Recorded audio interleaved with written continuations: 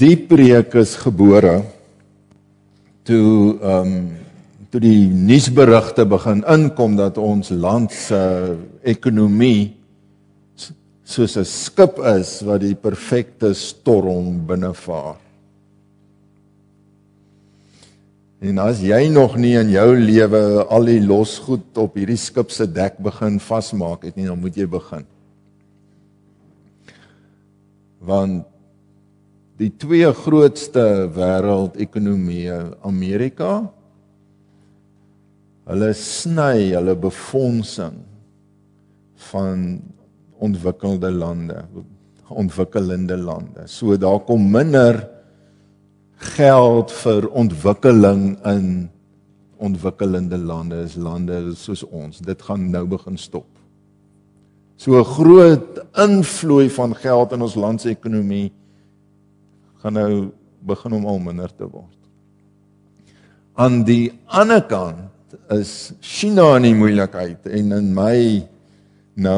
my naïewe verstaan van wat daar gebeur het, hulle het net te lank gelieg oor hulle groeikoers en hulle moet nou die rekening voorbetaal. So hulle land sy ekonomie groei nie meer nie. En nou sit hulle met al hierdie surplus goed en hulle stort dit net in plekke. Soos byvoorbeeld, hulle sit met hierdie klomp surplus staal en hulle stuur dit Suid-Afrika toe en hulle verkoop dit hier vir baie min geld. En nou moet ons staalfabrieke sluit. Mense hulle werk verloor. So daar's binne die wêreldekonomie is daar hierdie twee goed wat dit baie moeilik maak. Julle het gelees van die myne wat sukkel en wat mense wil hulle werk laat verloor. Hoekom? Want China koop nie meer wat die myne produseer nie. En die pryse val. En binne hierdie storm, skus en ek moet dit sê, is die skip se bestuurslui wat ons land nou deur hierdie storm moet bestuur, nie die ekonomies mees vaardige navigeerders nie. So maak jou goedjies vas. En toe ek nou 'n bietjie hieroor begin nalees, toe kom ek op hierdie beskrywing, maar daar het nog iets gebeur. Ek het begin so 2 weke terug om 'n boek te lees oor hoe mense wêreldbeeld gevorm word. Ek sal 'n bietjie later sê wat's wêreldbeeld. En hoe die wêreldbeeld wat ons nou het, die gevolg is van honderde jare se Christelike invloed in die wêreld. Van die tyd van Jesus Christus af het Christene die manier hoe mense dink so verander en so hulle het dit so omvorm dat baie van die goed wat ons vandag dink normaal is, dit gebeur sommer ons dink nie meer eers daaroor dat dit so behoort te wees nie. Baie van daai goed is deur hierdie Christene voor ons neergesit as dis die manier hoe die wêreld werk. En dit het my die volgende sinnetjie laat raak lees. The industriousness and the creativity of the West was born out of the Christian worldview, which sees every individual created in the image of God, desiring freedom, creative in nature, motivated by civic duty and love of neighbor. As jy daar die kenmerke van die Christene daar raak lees, dan sal jy dadelik sê, dis my mense. Né? Dis my mense daai. Nou, dit was nie altyd in die wêreldgeskiedenis so nie. Dis Christene wat dit gebring het en ek wil vanaand vir julle uit die woord wys hoe die woord hierdie dinge bring, hoe die woord hierdie dinge sê, en wie jy en ek is in Jesus Christus. Ons is die hoop vir hierdie land waarin ons leef. Jy en ek is. Ons is die hoop. Ek wil begin deur te sê, as jy na 'n boekwinkel toe gaan, om te wys hoe hierdie wêreldbeeld selfs al in mense neerslag gevind het wat nie eers meer glo nie. Nee, hulle dink hulle is nou te slim om te glo, maar hulle manier van dink is gevorm deur eeue se Christelike denkers. Nou, selfs hulle kan nie loskom daarvan nie. Nee, as jy in 'n boekwinkel gaan kyk, ek en jy gaan lees, kyk wat op die rak oor suksesvolle besigheid of suksesvolle ekonomie, dan gaan jy 'n klomp verskillende temas raak hoor. En ek het nou maar sommer net 5 van hierdie temas gekies. Ek kon nog 5 ander gekies het en dit sou dieselfde paadjie geloop het. Ek het maar gekies, jy gaan boeke kry oor entrepreneurskap. Jy gaan dit kry. Jy gaan boeke kry oor motivering en oor dryf. Nou, hoe om mense in jou besigheid en jou bedryf te motiveer. Jy gaan boeke kry oor beplanning. Nee? Simplify your life. Nee, jy gaan kry boeke oor verantwoording. Nou, die plek daarvan om terugvoer te kry, om die kringloop te voltooi, dit wat ons doen, moet ons gaan kontroleer. Jy gaan boeke kry oor sosiale verantwoordelikheid. En toe ek nou dink, waar het my gelowige voorouers hierdie soort van waardes in die Bybel raak geloop, dat dit in my wêreldbeeld ingesink is en ingeskryf is. Toe neem die Here my na 'n interessante skrifgedeelte. Onthou, laasweek was die laaste Sondag van Vroue Maand. Toe neem die Here my na die laaste hoofstuk in Spreuke. So, vanaand is die bordjies 'n bietjie omgeruil. Julle weet mos, die taal van die Nuwe Testament is hoofsaaklik, mens sal byvoorbeeld raaklees wat daar op plekke staan, broers, julle moet mekaar lief hê. Nou, en dan sê ek altyd in die gemeente, julle moet nou verstaan, as jy hier sê broers, dan bedoel hy eintlik gelowiges. So julle vrouens, lees asseblief julle self in hierdie situasie in, julle moet mekaar ook lief hê. Nou, vanaand is die situasie bietjie omgedraai. En dit was vir my nogal moeilik. Ek het besef hoe moeilik dit altyd vir die vroue is om dit so om te verstaan. Hier word in hierdie skrifgedeelte vertel, hoe lyk 'n knap vrou? En wat ek vir jou wil vra is, as ons die skrifgedeelte deurlees, of jy in hierdie verse, hierdie 5 temas kan raak lees. Nou, of jy kan terugvind die temas wat ons gelowige voorouers deur jare heen gesê het, so werk die wêreld die beste. Nou, of jy kan sê, maar kyk, die Here het dit al lank terug vir Salomo gesê. Dis die Here se plan.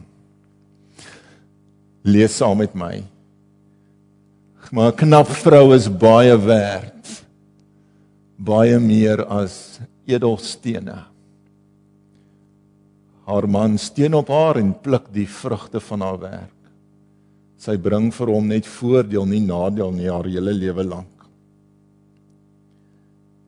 Sy maak wol en vlas bymekaar en geniet dit om dit te verwerk. Sy is soos die handelskepe, sy bring die kos van ver af in. Sy staan op as dit nog nag is en maak kos vir haar huisgesin. Ook haar slavinne kry hulle deel. Sy oorweeg die waarde van 'n stuk grond en koop dit. Sy sit dit onder 'n wingerd met geld wat sy self verdien het. Maar het julle al gedink, die stukkie finansiële wysheid wat in daai sinnetjie is, sy het dit met haar wins, het sy gaan terugploeg. Nou, sy het haar wins gaan belê op 'n manier wat nog meer bedryf maak. Nou, dit is moderne ekonomie. 17, sy pak die werk aan met krag en haar hande staan vir niks verkeerd nie. Sy stel vas of die wins goed is. En haar lamp bly heelnag brand. Sy werk met die spinwiel, haar hande bly besig met die weefstoel. Sy het 'n oop hand vir die armes. Sy is vrygewig teenoor die behoeftiges. Sy is gerus oor haar gesin as dit sneeu. Hulle dra almal warm klere. Sy maak self vir haar dekens en sy dra klere van linne en wol. Haar man is wel bekend by die stadspoort waar hy saam met die leiers ek dink vergader staan daar of beraadslag. Sy maak klere en verkoop dit. Sy lewer gordels aan die handelaars. Alles aan haar spreek van 'n sterk en edel persoonlikheid. Sy ken geen kommer oor die toekoms nie.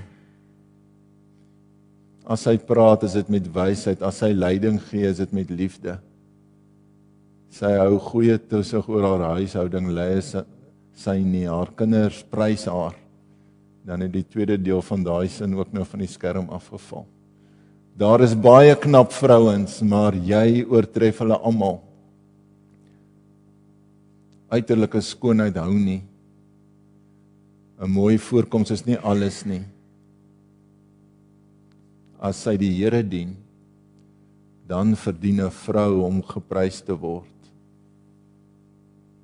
Gee haar wat haar toekom vir alles wat sy doen. Laat haar werk haar roem wees in die stadspoorte.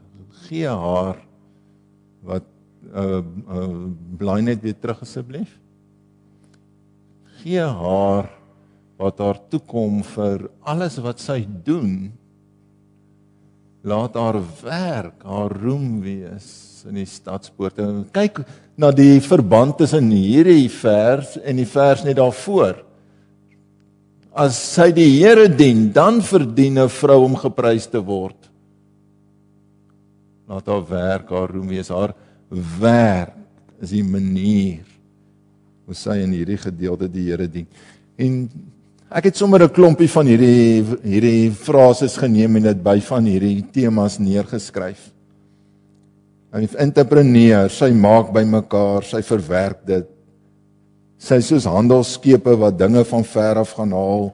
Sy maak, sy verkoop in vers 24, in vers 16 het ek vir julle gewys. Hy is haar motivering en dryf. Wel as ek net hierdie skrifgedeelte lees, dan is ek klaar moeg. Maar sy doen dit. Nou, daar is iets wat haar motiveer. Sy pak die werk met krag aan. Want sy word gedryf deur haar diens aan die Here. Haar geloof is haar motivering. Sy beplan in vers 21, sy is gerus oor haar gesin as dit sneeu, want sy het lankal die wol bymekaar gemaak om die warm klere te maak en dit in die kas geberge, sodat as dit nou sneeu, hulle warm is. Vers 25, sy het geen kommer oor die toekoms nie. Sosiale verantwoordelikheid, haar slavinne kry hulle deel, vers 15. Sy het 'n oop hand vir mense wat nie het nie, en die arm is, vers 20. Sy sien selfs haar man as deel van haar sosiale verantwoordelikheid. Sy bring vir hom net voordeel in. En sy self het 'n staanplek in die samelewing.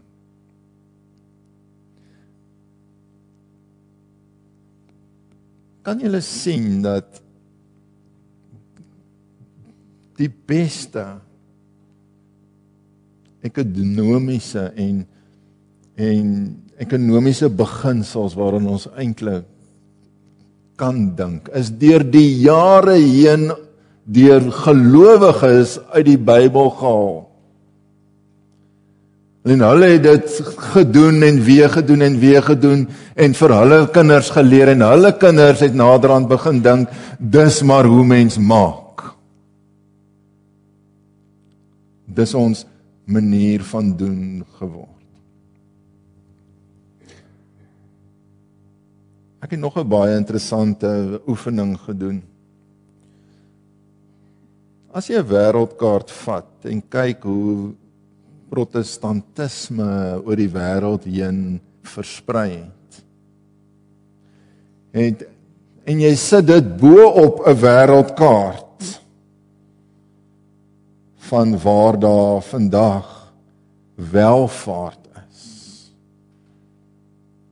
dan is dit omtrent net Japan wat nie in hierdie twee kaarte op dieselfde plekke lê nie. Dit is ons geloofstradisie se manier van doen, se Bybel lees wat ons voorouers uit die Bybel gehaal het. Wat hierdie manier van werk tot stand gebring het. Maar weet julle wat? Ons voorouers het dieper gekyk as net hierdie stel reëls en gesê, doen hierdie reëls en dan sal alles regkom. Hulle het nog dieper as dit gekyk. Hulle het gevra, maar wat is die wortel van hierdie vrou in Spreuke? Hoekom doen sy dit?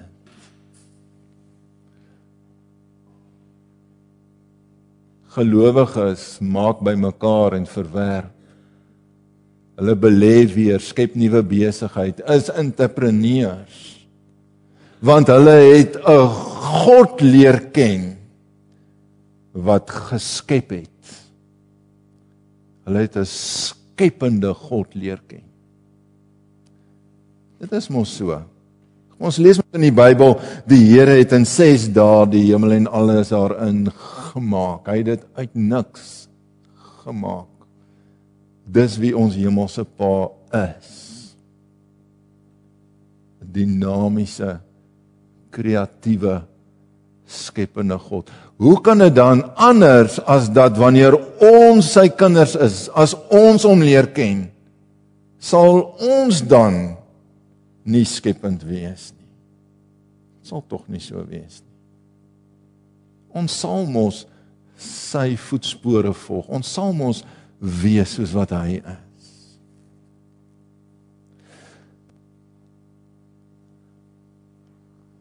Weet julle, as jy dink oor motivering en oor dryf, dan het ons 'n mooi woord. Ons sê ons is geroep. God het ons geroep.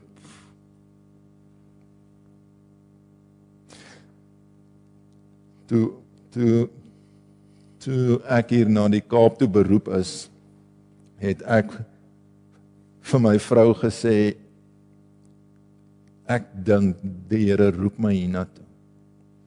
Sê sy op haar liefdevolle, praktiese manier, dit is alles baie goed dat die Here jou roep, maar as hy wil hê ons moet soontoe gaan, dan moet hy my ook soontoe roep. Want sy beleef haar werk as 'n roeping. Sy is besig om die Here se werk te doen waar sy was. En is regtig so.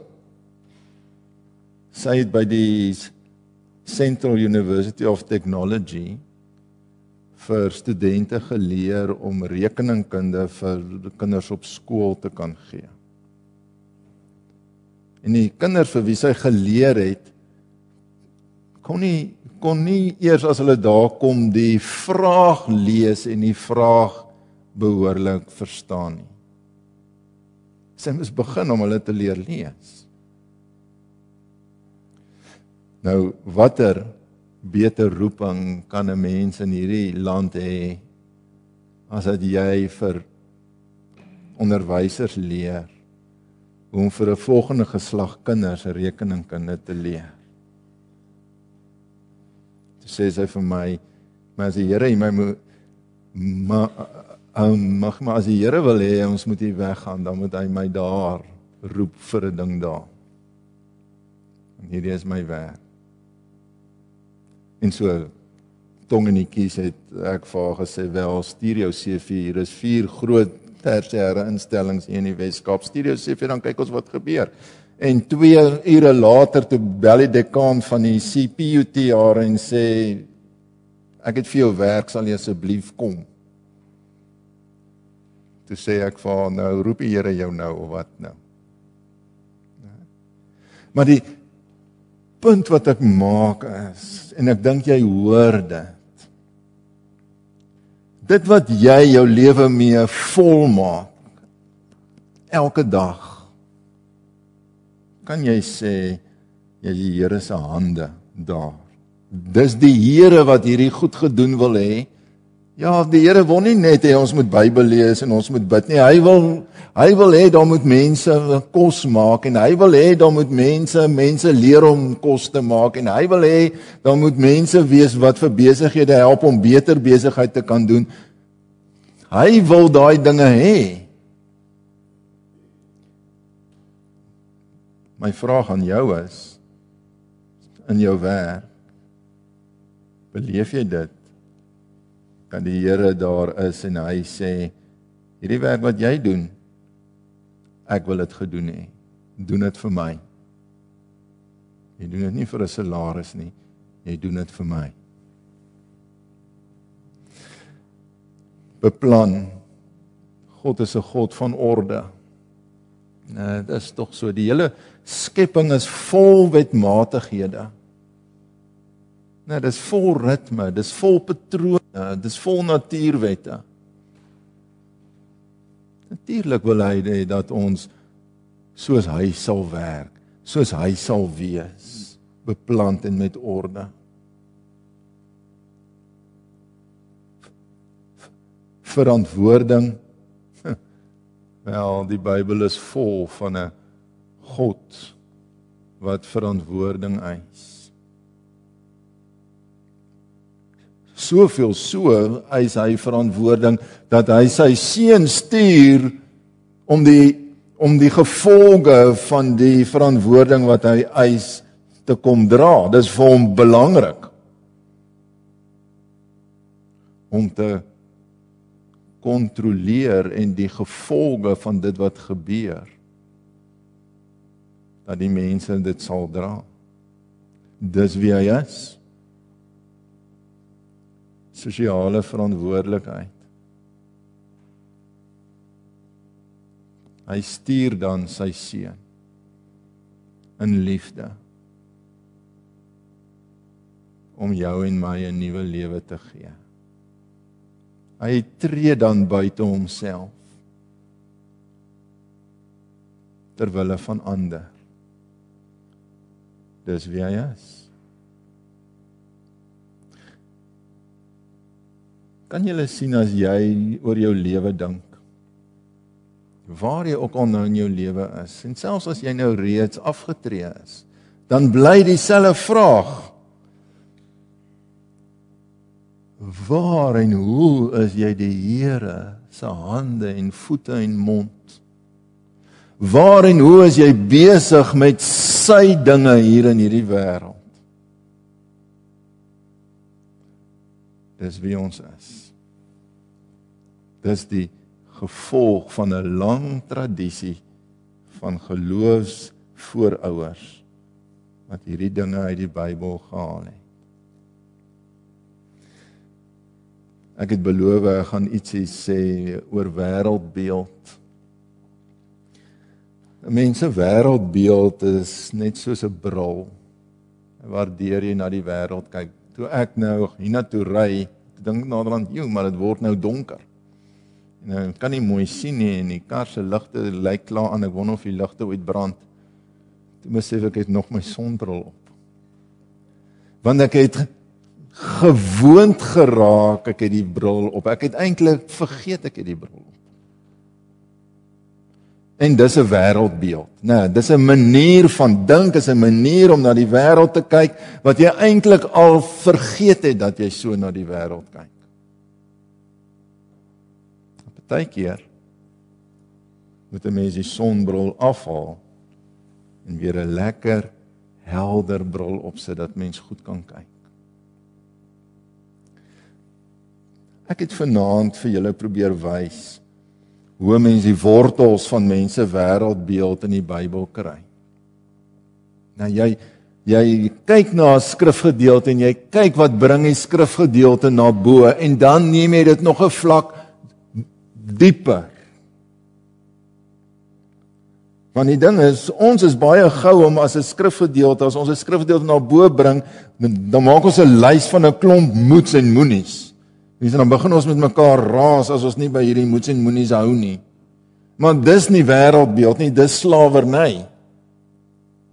Wêreldbeeld, mense manier van dink verander as jy vra, maar binne hierdie skrifgedeelte, hoe is die God wat hierdie dinge sê? Wie is hy? Here, wys my wie u is, want ek wil u volg.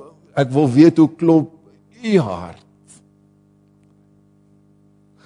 En as ons hom leer ken, dan begin ons mos dink soos wat hy dink.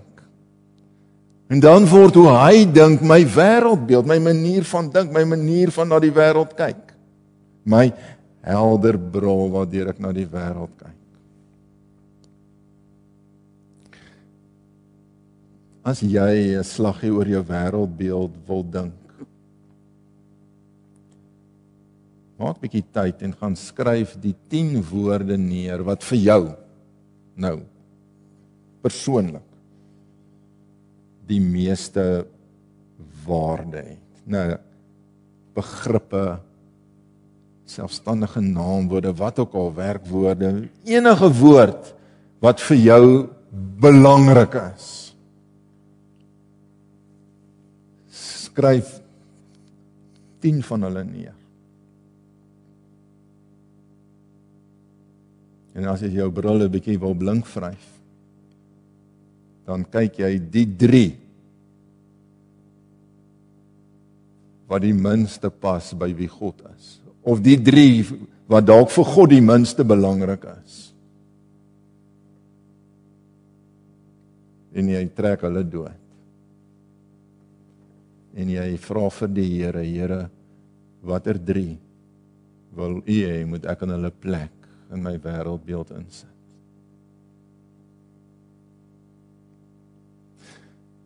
Weet julle, as ons gelowig is, met God se skepingsinisiatief, en met sy dryf, en met sy ritme en dissipline, en planmatigheid, en met sy sosiale verantwoordelikheid, met sy liefde werk.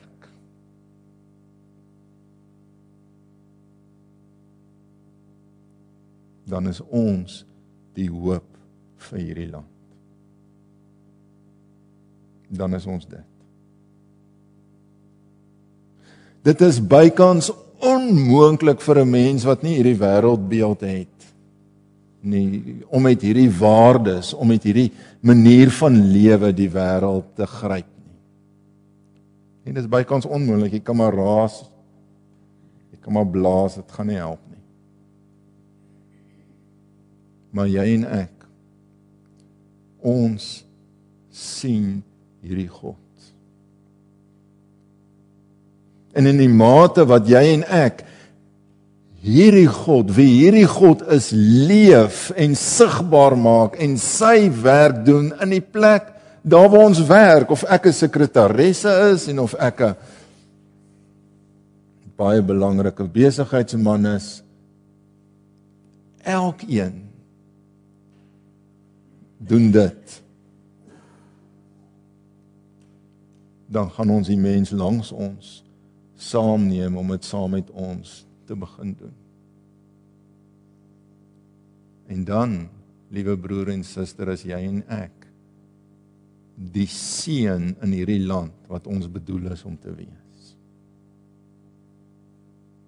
Dan is ons die sout in hierdie land wat keer dat alles vrot, en is ons die lig waarin mense kan lewe sodat hulle nie hoef te val nie. Dan is ons wie ons geroep is om te wees. Amen.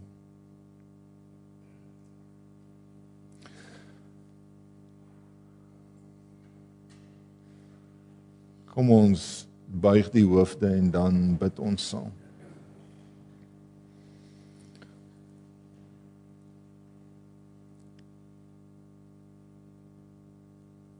Here, U gee ons 'n groot taak.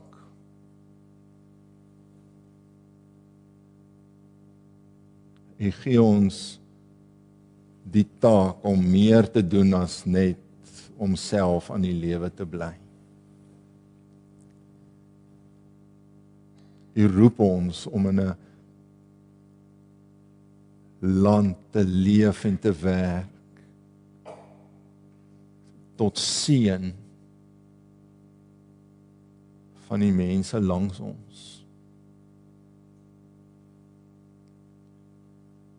U roep ons om meer lewensruimte te skep as net wat ons self nodig het.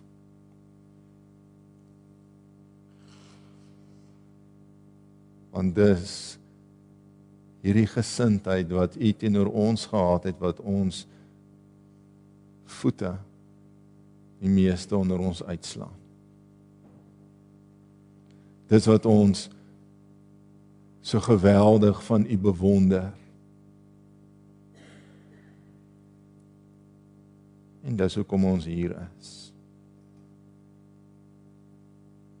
Om U ook op hierdie manier in ons land se ekonomie, in hierdie midde, hierdie geweldige armoede om ons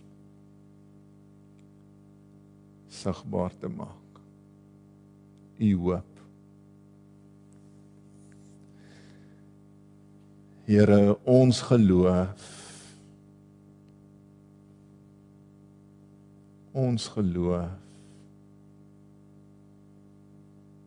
besef ons vanaand, gaan nie net oor iets wat ons kry as ons eendag doodgaan nie. Ons geloof gaan ook om U spore in ons werkplek te trap. Om U helende, energiegewende teenwoordigheid môre in ons kantore in te dra.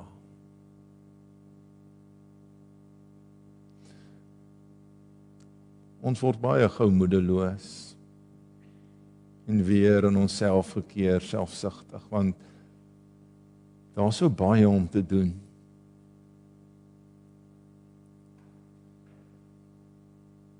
Stuur ons geloofsvriende, Here, om ons te kom vashou, te kom bemoedig, te kom raad gee.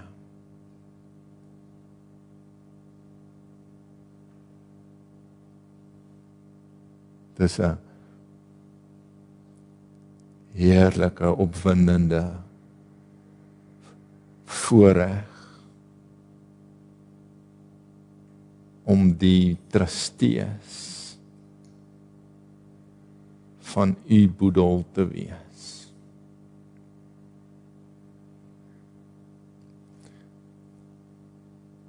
Seën asseblief die werk wat ons doen, deur die werk wat ons doen,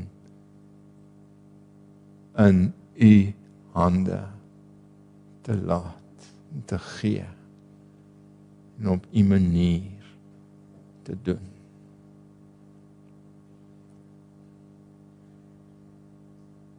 Here, ons is nie bang oor môre of hierdie storm wat ons binnevaar nie. Ons is die skippers wat met visie kyk. En baie mense om ons, en ons land op die ou einde, hierdeur sal navigeer.